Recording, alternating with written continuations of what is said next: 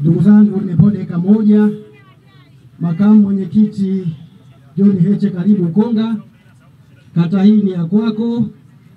Ulikuja mara 2 kwenye mikutano ya hadhara wakati uko mwenyekiti wa vijana, ukaivisha na ukampata diwani Mipopo.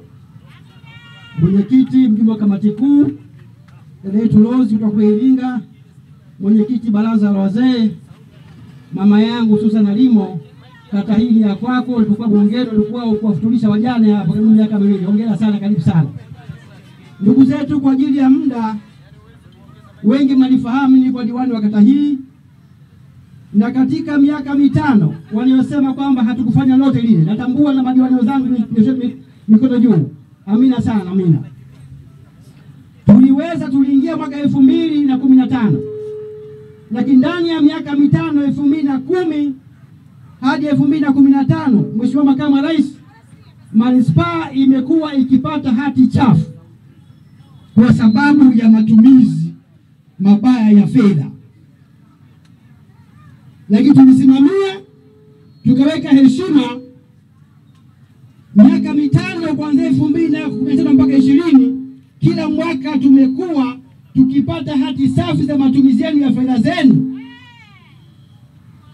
chini ya uongozi wa meya wa Chadema, na mimi nilikuwa ni mshauri mkuu wa mstahiki meya wakati huo, pamoja na madiwani wenzangu wako hapa majembe yetu.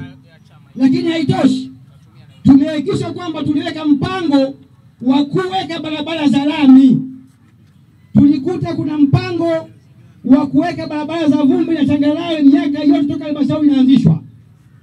Tukasema basi ingalau kila mwaka tuweke hata kilomita 1 au 2.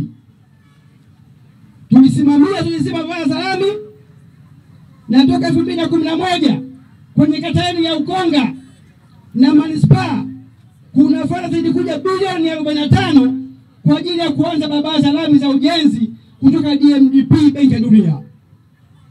Zile fedha tulizikuta pale, barabara hazikujengwa mpaka wazungu wanataka kuchukua hela zao. Tulisimamia madiwani wenu wa Chadema, tukahakikisha kwamba, na mkataba ilikuwa ni kwamba kulipa wao fidia za maeneo na baadaye barabara zijengwe. Fidia tulilipa, barabara zimejengwa, na kata hii ya Ukonga Makamu mwenyekiti kuna kilomita 14 barabara za lami nzito. Kwa sababu ya muda tunaomba muda umekwenda, lakini wenyewe mnaona hali halisi ilivyo. Tuko hapa kusimamia maendeleo yenu na si vinginevyo. Asanteni sana.